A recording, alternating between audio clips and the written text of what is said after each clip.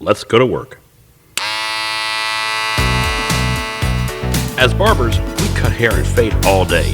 This podcast goes beyond the barber's chair and is about the rest of our story, positioning ourselves for success, avoiding costly mistakes, and continuing to grow and thrive as barbers for years to come. Join us as we look at the whole world of barbering and go beyond the barber's chair.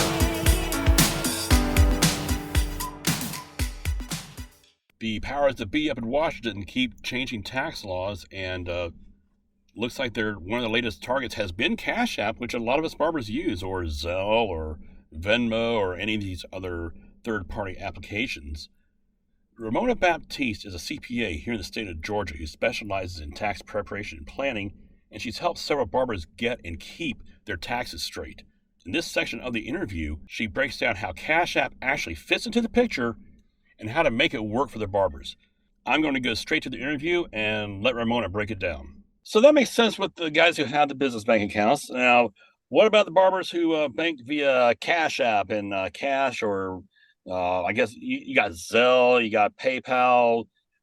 CashApp seems to be the big one that people are using. How does that get fit into helping to prepare for taxes? Okay.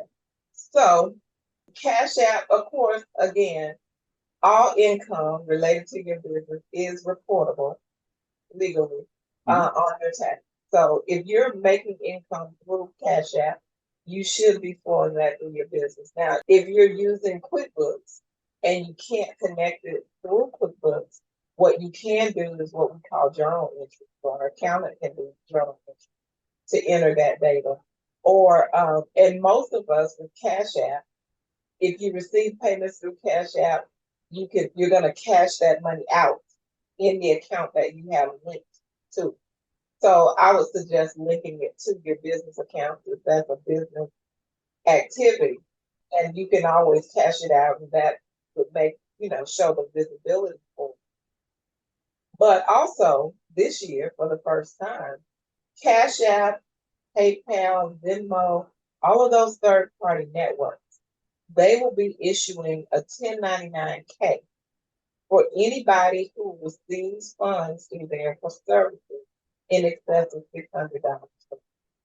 So it doesn't mean $600 from one customer.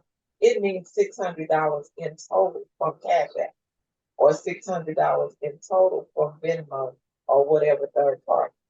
Now, I say this year for the first time because 1099-K is not a new form, but the threshold for reporting used to be $20,000 or 200 transactions. So that was kind of a loophole, right? A lot of people may not get $20,000 or 20 transactions through Cash App. So they wouldn't have gotten a 1099-K. So the burden of proof was up to them to report that income.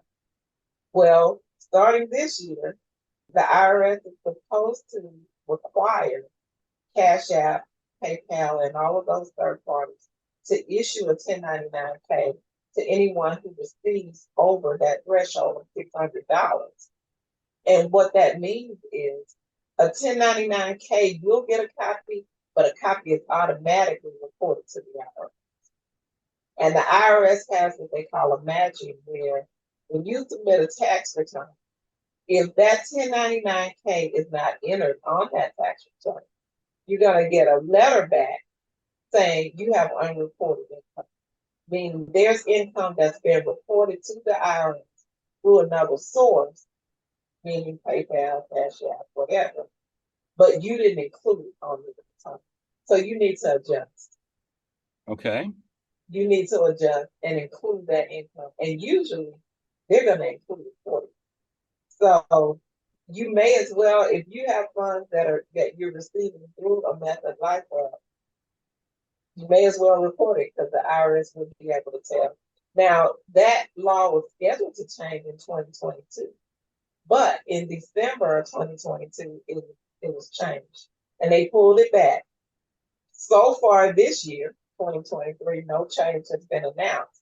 So we're assuming that it will be required this year for over $600.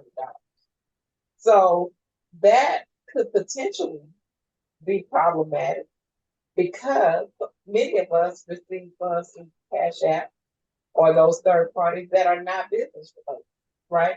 What if I go to dinner with you and I pay the ticket, but you cash out me your portion, Right. right? That portion for your dinner, that's not income for your business. That's a personal transaction. But if you have no way of keeping track of what's business, what's personal, you may be stuck reporting income more than what you really collected for business. So I would suggest that anytime you're receiving funds, that you have some method of tracking.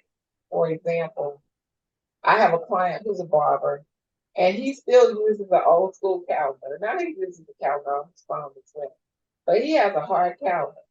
And whatever appointments he has for the day, they're on this calendar. And if he receives money through a third party, he just jots it by the name. So if my name is there, I pay him through Cash App. He just writes my amount, Cash App, right next to my name. So at the end of the year, when he gets his 1099 pay, if that amount does not seem right, we have some way of roughly evaluating the accuracy of that. You're actually building the track record along the way, so you have something to fall back on in case what they have, in case what the IRS has is wrong or whatever. Because there's a lot of moving parts here.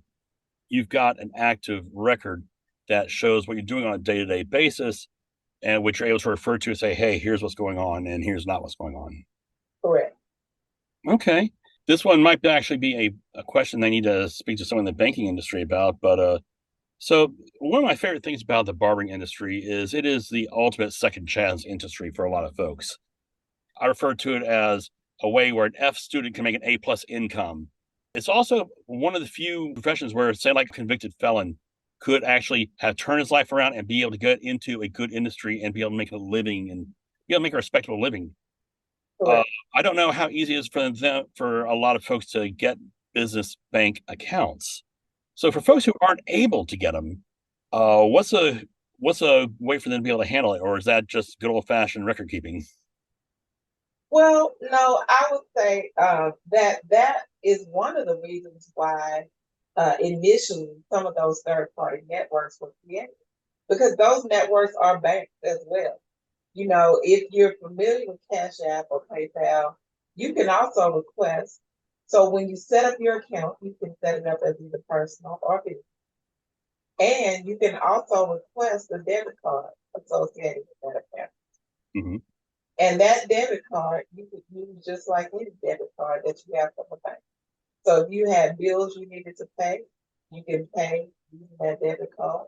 If you have deposit, now with deposits, the only way I know to get a deposit in a Cash App or something like that is to send that money via the app, you know.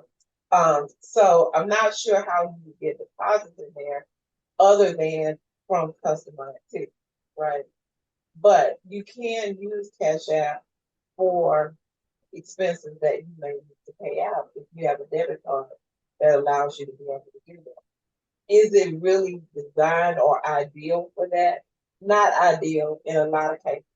For one thing, you don't get the same level of reporting that you get going through a bank.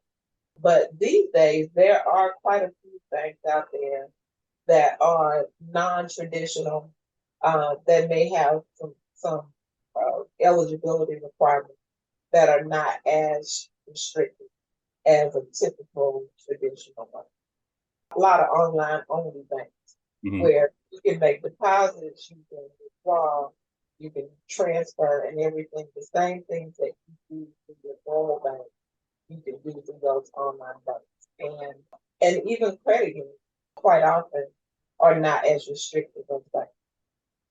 So, you know, every credit union has their own set of rules in terms of what they will accept as an eligible member. But these days, if banking is what you want, you probably can find it. Might require a little work. That's it for today's episode of Beyond the Barber's Chair. I put links for my guests and for anything we discussed in the description.